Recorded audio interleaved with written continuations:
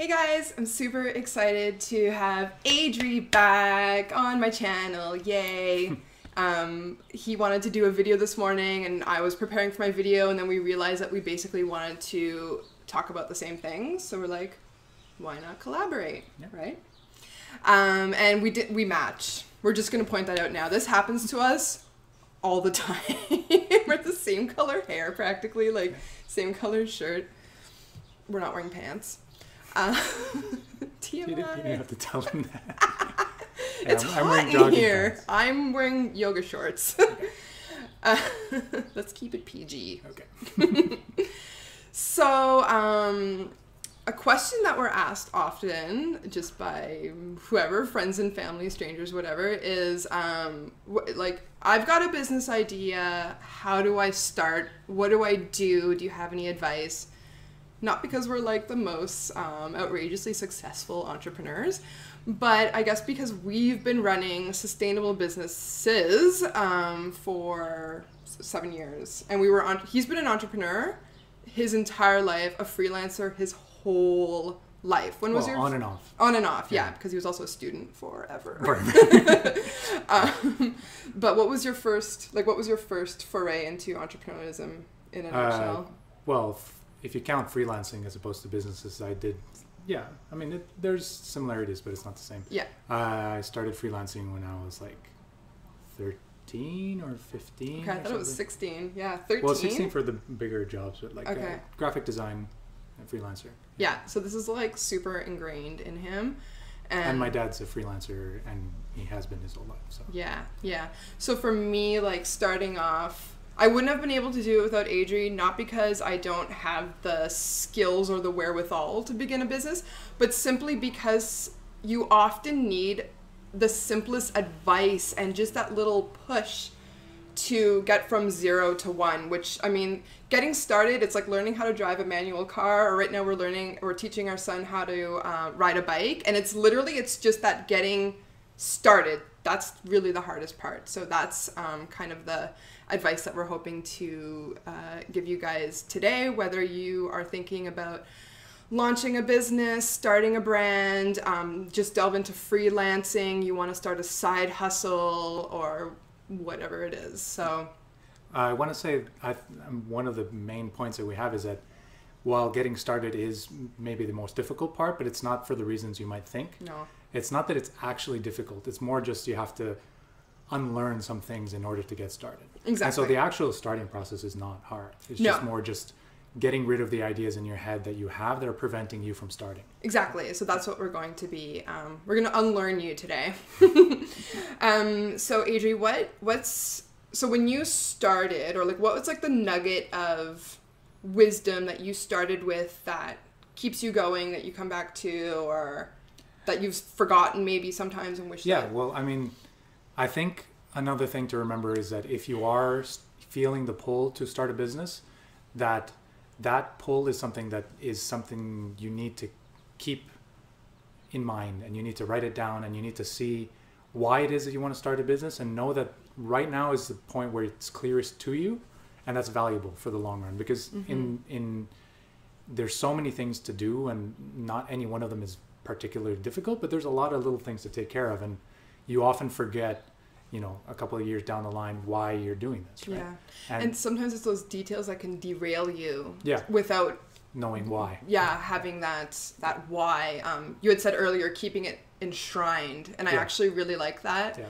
And, we keep notebooks, and I had a notebook from the very beginning of Stark that actually had my whys in there that I found a couple of years later, that I was like, oh yeah, okay, keep it together, Jess. This is your actual goal.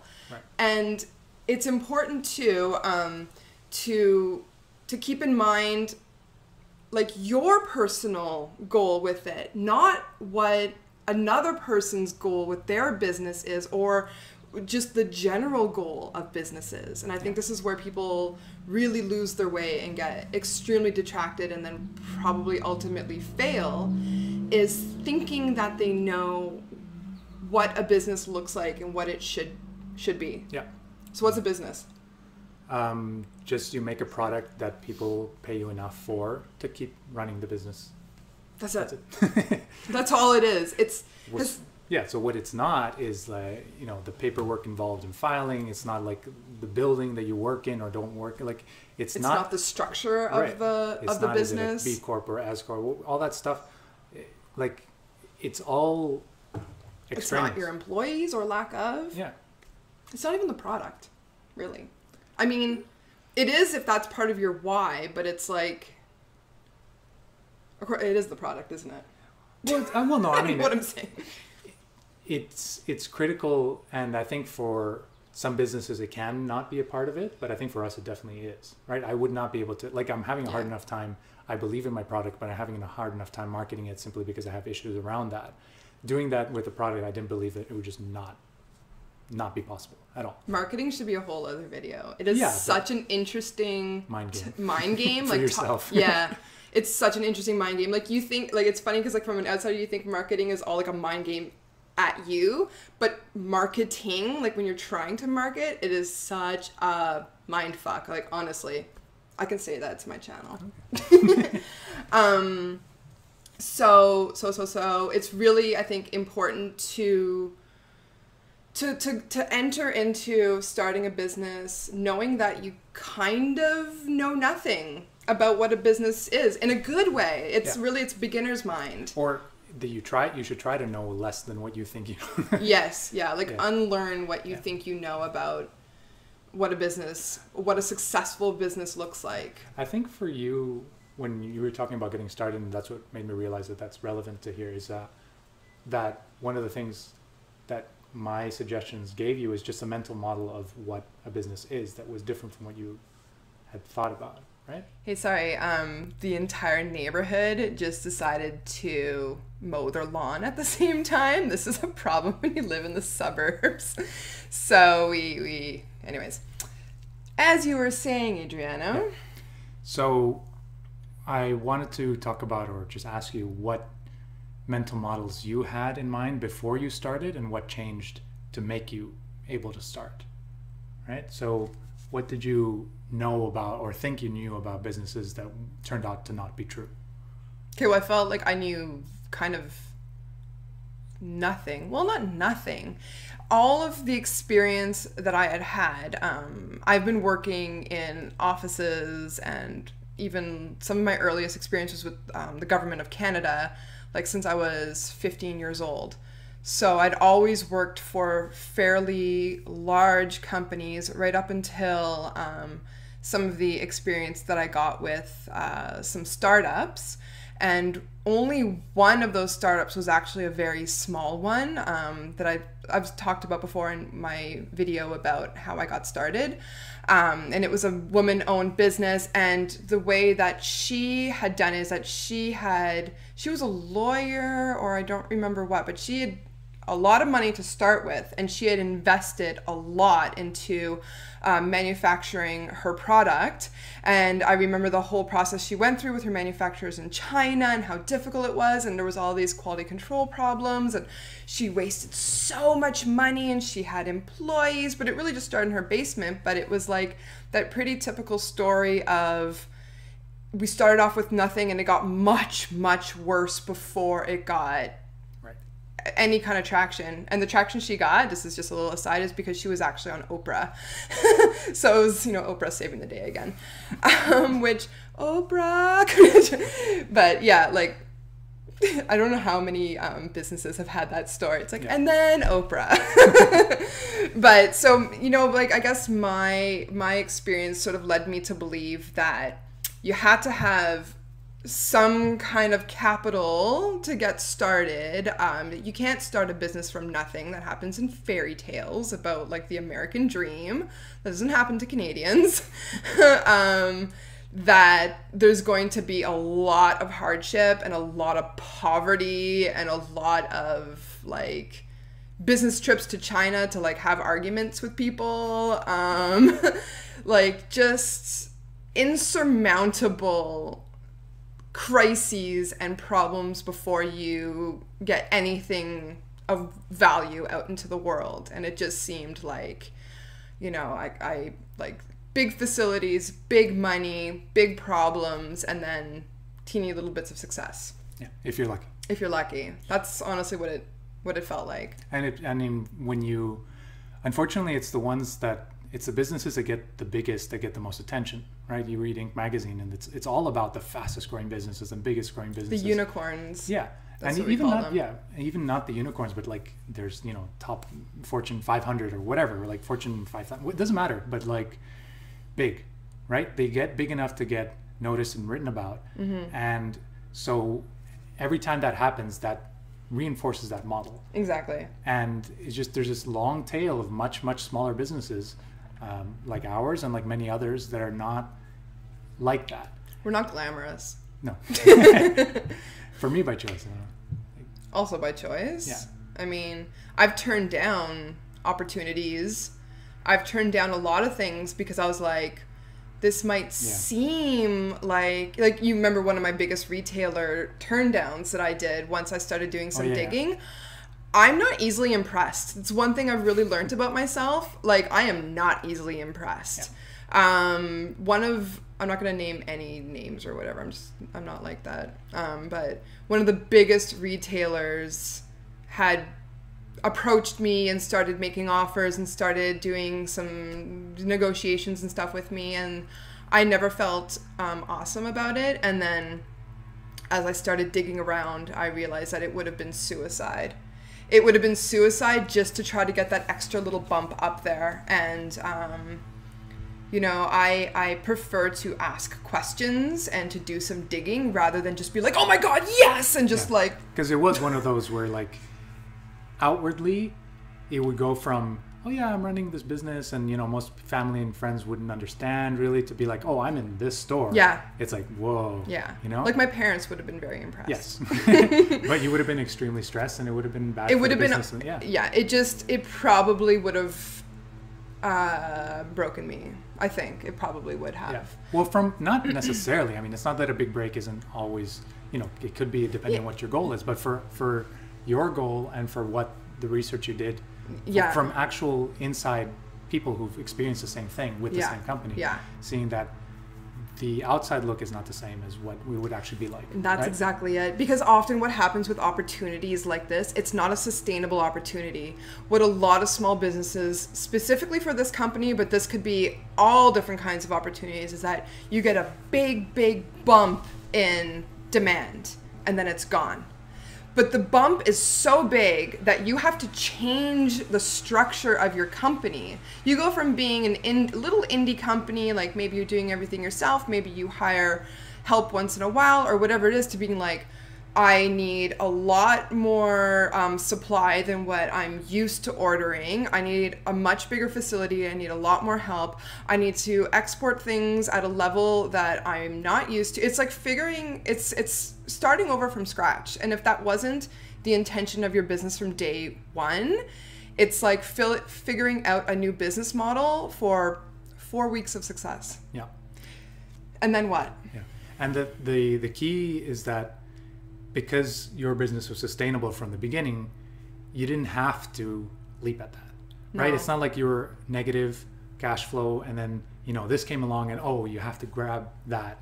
Otherwise, it's not going to succeed. Yeah. It was succeeding and it was sustainable and you chose it to be that way. Mm-hmm. And then you could just have the peace of mind and have the time to look at the opportunity for what it was and whether it aligned with your why. Yeah, right? Yeah. And I think that's one of the things is that, luckily for me, just part of my natural personality maybe is kind of like being a little bit like, what are you trying to do here? Like, you're not trying to help me. What do you want? Like, I'm very suspicious, I guess. So I was like thinking, big retailer, what are you doing to all these indie brands? Like, what's actually happening? And I'm probably giving away about who this retailer was, but a lot of these big retailers, they know that indie sells. Indie is very cool. Indie's got cool design. It's very fresh. They take you on. They bring you to the next level. Like I said, you probably crashed. They basically steal all of your IP, intellectual property. They steal your designs because you're not trademarked. Goodbye business. You're done. You're done. Yeah. And that, I mean, because I'm a suspicious, cynical person, I didn't see it as an opportunity. I really didn't. And I said, no, thank you. Goodbye. Yeah. And you know what? That would have probably given me maybe close to $100,000 like 3-4 years ago in one shot. But I don't think that would have been a blessing. I really don't. I really don't. Because I've grown incrementally. I know how to run every single aspect of my business. Everything is in my control. And I feel like anytime someone's like, love what you're doing, and they are investing in you in the way that, not the way you guys invest in me. You guys are my investors. Like, this is it. You guys are my investors because you're like, Jess, I love your products and you provide such great value for what you do, and I will buy your products and use them and love them and recommend them to my friends. Like, to me, this is my business. This is it. You know, like, I don't want someone to be like, fabulous, we're going to make you into, you know, a real success story, and here's $1 million, and then they fucking own me. Like, I don't want that. That is not freedom to me.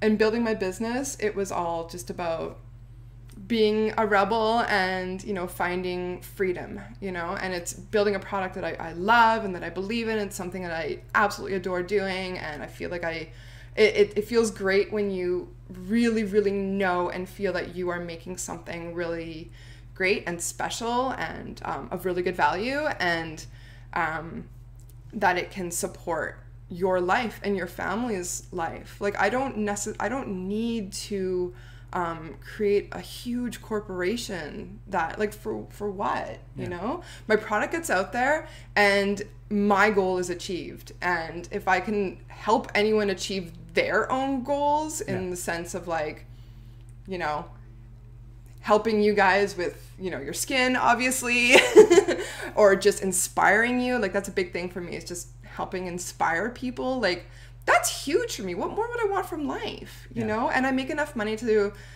support us. Like, it just keeps growing. So like, at some point, you know, it gets better and better, and it's not scary because it just doesn't feel very risky, you know? Actually, risk is a good thing to talk about. Yeah, that's true. Before you going on to risk, I would say that it's not necessarily, in my opinion, wrong if that is your goal, to get really big, to sell your company and whatever. It's totally fine. It's just that the attention given to that area of business is disproportionate to the number of businesses like that. Yeah. And I think what we're trying to do is show a little bit of what it's like at a different scale. So I run a business and it's just me as well, right? I do everything myself and I enjoy it that way. And it's not that either one is right or wrong. I mean, they're at a large pros and cons, at a large enough scale. Like there are some issues with like the bigger, because anyway, whatever. We all know that. But it's not that trying to get bought is wrong. It's just that there's not enough attention given to just sustainable businesses. There is sometimes they're called lifestyle businesses, and it's kind of like derogatory almost term in some in those areas where people talk about the big, you know, exit businesses that are bought. And so anyway, so that's all. No, that's true, because and then that's part of unlearning what a business is, right? It's like, it can be building something really huge, instantly successful, and then it's sold. If that's what you want to do, so be it. That don't listen to us. That's totally cool. But that's all, having that as like the mental model of what a business is also going to stop so many amazing entrepreneurs that can, you know, change their lives by taking that leap and change many lives around them by doing so. So it's really unlearning. Like, there's just so many ways of creating a business that works for you, and you can take the time to figure that out later as well. Like, for example, the business model that I have now wasn't what I started off doing, right? Like, I started off on Etsy, but then after that, you know, I was going into retail. I definitely wanted to expand that way. That kind of was my business, because that's what every skincare brand was doing. Like, that was a marker of success. It's like, oh, if, you know, whenever I was at Integrity Botanicals, that was like, and I loved working with them. Like, that was huge, because I'm like, oh yes, Integrity Botanicals, like, they have, you know, May Lindstrom, and they have Josh Rosebrook, and they have One Love Organics, or like whoever, like all these brands that I was like, I want to be rolling with that crowd, right? But then it's like, okay, and then I'm here with the same people, and I'm here with the same people, and it's just like, okay, like, does it matter? Do I need it? Yeah, to me, it's starting to ask those questions, like, why am I chasing all of these accounts? Like, why am I doing that? Does it really help me? And then after a lot of soul searching for me, it was just like, it wasn't what I wanted. And I changed my business model to reflect business models that I felt really in line with and that really spoke to me. But I wouldn't have been able to be direct to consumer from day one. That would have never have worked. Mm-hmm. So like, I don't recommend it. Like, it's like, if you love Warby Parker or whoever, like, who have like a similar type of business model, that's not how you start. Well, it might be, but I mean, as long as it's sustainable from the beginning. As long as it's sustainable. It's hard to get. Yeah. Yeah, I don't know.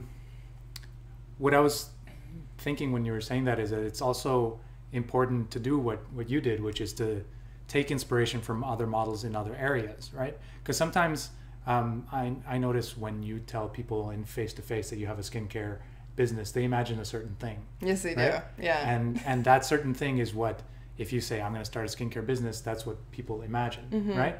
And you took inspiration from other businesses, you know, outside my industry. Right, outside your industry. You went e-commerce earlier, and you were doing the direct-to-consumer thing and all that, mm-hmm. right? And so in the same way that you don't want to get stuck on this idea, or you don't want to prevent yourself from doing the business because you were imagining the big business or the big corporation, all that stuff. If that's not what you're imagining, but you're still imagining, you know, you can describe what it is I'm talking about. Like when somebody says a skincare business, right? Like if that's what you're stuck on. I often get like, oh, you should be selling at this farmer's market. And none of these things are wrong at all. It's just, we both reached for the computer at the same time. It's just, you're going to get a lot of external advice and like, you should be running workshops. You should be at this store. Oh, I don't do retail. Oh, but you should be at this store. No, I don't do that. You know, you should be at this farmer's market, at this flea market, at this convention, at this thing. It's like, no, I just, I mean, I get so. Yeah, because I understand, because it sounds like they're saying, like you saying, I have a skincare business is like somehow synonymous with like, help me, I need help. You know? Exactly. Yeah. It's like, oh, you know, like here, you're like, no, I'm fine. I'm fine. Yeah, I don't need that. Or people always think that I travel around with my skincare products, and I'm like, I'm not an Avon lady. I know I sound really bitter right now, but it's just because it's like 7 years. Like 3 years into my business, I would still have friends emailing me job opportunities, and I'm just like, this is what you can do with your help. And I'm sorry, that sounds really ungrateful and like really kind of aggressive of me, but it's like, when you're an entrepreneur, and we were discussing this earlier, when you're an entrepreneur, the hardest part is just the mental shift you need to make. If you're a parent, then it's something very similar to becoming a parent for the first time. You don't know the mental stress and anguish that you are often going to put yourself through, as well as with the highest of highs. So it's a very bipolar experience, being a parent or running a business, because it's like up, down, up, down, up, down. And the thing is that if you find yourself complaining too much to people about your business, like saying, oh my God, I haven't had a sale in a week, or like things, I didn't get the account that I wanted, or my supplier burnt to the ground, or whatever, you know, it's like a lot of stuff happens, and you have to be careful about not complaining, because what you're going to get is a lot of help, and a lot of that help can really, can break you down mentally, mm-hmm. because it starts feeling like no one believes in you. It starts feeling like, oh my God, maybe I should get a regular job. And it's fine. Maybe you do. Like maybe you start your business, maybe it's not working and you do need the help, and maybe it is too much. But or maybe you don't need to be doing a business. Maybe like if you actually do it and you're like, you know, this isn't fulfilling. It doesn't feel good. It doesn't feel good, then, you know, don't do it. Don't do it. Just don't do it. Yeah. But like if you are so in love with what you're doing, you're really stubborn, like the way we are, like you kind of know if you're an entrepreneur, like you just know it, like you don't fit in well at other companies, like you're just sort of like this misfit that has a lot of ideas that is very driven, but not necessarily in a conventional way. I'm not sure I agree if you know. Did you know? Well, I have like that retrospect bias or whatever. Looking back, it's really obvious that I was an entrepreneur. But it didn't seem obvious to me until I started. And then I was like, oh, that's what's been wrong. I was an entrepreneur. Yeah. It's like discovering you had a disease and then you're like, oh, all these symptoms, it makes sense now. And then you feel like, now I know how to deal with it. So if you know, or you feel like, I mean, it's worth trying. If it's worth trying if you want to. It's not that hard to start. About what you were saying with the analogy as being a parent, another part of that you mentioned, which I think is true, is that you might hear from other people what it's like, and you might prepare very much. We prepared a lot for things that didn't end up being relevant, right? Or you have so much like time to think about what you're going to be and what it's going to be like, but like really doing it is different, and that's why the sooner you start, the better. Right? And you have to start before you're completely prepared, because then you'll be more malleable, or what's the word, like adaptive. Yeah, like you want to not be an oak tree, you want to be a pine, you know, like you want to be, you don't want to be so rigid that the first storm comes by and you just crumble, like crack and burst into flames. You know, you want to be able to bend and I'm gonna stop with the trees. But it's so that's why I don't think having a business plan is all that important. I don't think having everything put in place before you start isn't that important. In fact, it's not negative. Yeah, because putting everything in place before you start means a lot of time and money, and that means starting off in a deficit of both of those things, and you're going to need more of that stuff once you actually do start. So it's better to start now. Just start now. But if you guys know Marie Forleo, in the beginning, her B school and her business advice and stuff really helped me. I find now it to be a little bit contrived and a little bit repetitive, but there's just a lot of this information out there now. Hopefully we're giving you a different kind of fresh perspective.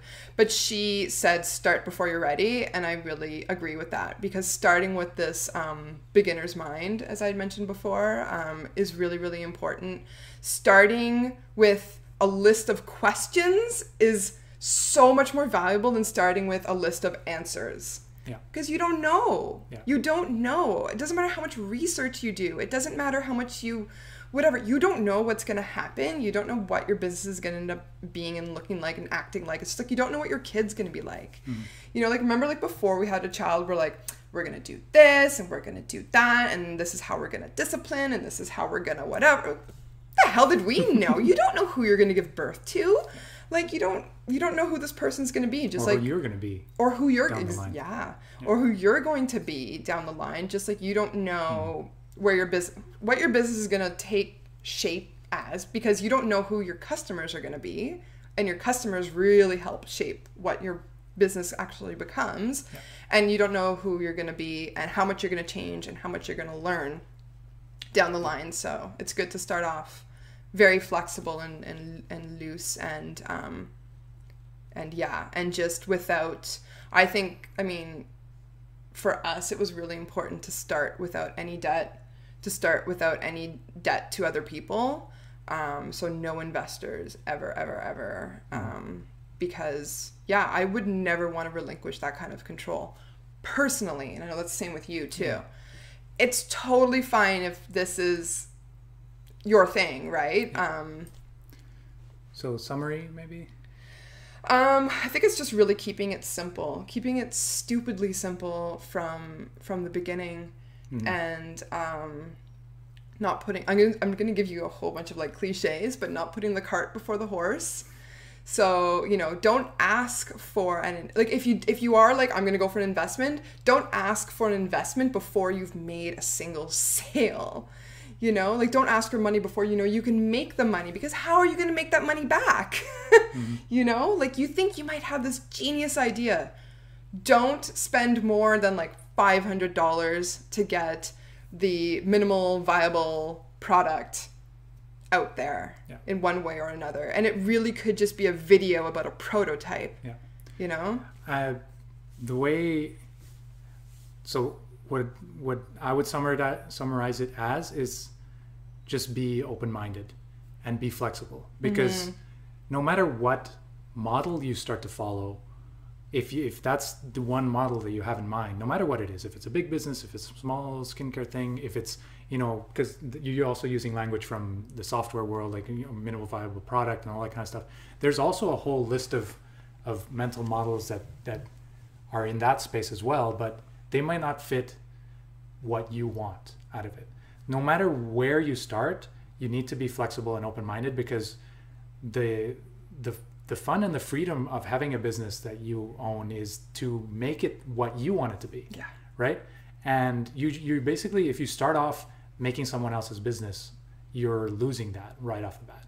Right? So just make it whatever you want it to be. That's how I would summarize it. Yeah. And forget what you think it should be. Unless that's your goal. Like your look, you're just like, what? Why? But it's true though. I mean, like, maybe your goal is just to make a business that looks like a business, you know? Yeah, but why would you? I mean, some people, yeah, sure. But it's just... They just get a bunch of business cards and like register a corporation and just like... Make a nice looking website, wear a suit. Yeah, and you don't have to sell anything. That's a very easy business system. Pretend to have a business. Yeah, that's what I'm going to do once I'm rich. I'm just going to pretend I run a business. Yeah. Just for fun. Okay. I'm going to hang out in cafes. I'm not making any sense. Yeah, I think that is sort of in a nutshell, sort of the right attitude to get started, which doesn't even give you your starting point, right? But I think that's kind of the point. It's like, forget about a business model, forget about raising capital, forget about what you think you need to do. It's more like, get to that why, understand why you're doing it. What do you want to get out of it? Yeah. Then put something together, like make or put something together to sell it. Yeah. Besides the finance, like, what do you want to get out of it besides, you know, making $1 million or whatever? Like, yeah, obviously you need to make money in a business or else it's not a business. So, but it's like, besides just making some money. Yeah, that's a good point, because that's always the default, but that's not enough at all. No. Motivationally, that's absolutely not enough to start a business. And it doesn't matter how much that's a part of your life, that's still not enough to drive all of the work that goes into, all of the extended work that goes into getting a business going. So money on its own is not enough, because, you know, you need more aspects to think about, like, in terms of what's important to you. Yeah. So what's your why? What is your why? Okay, I think that's Business Talk 1. Okay. 101. Done. Okay, leave us some comments if you have questions. If you have a why, let us know. Bye.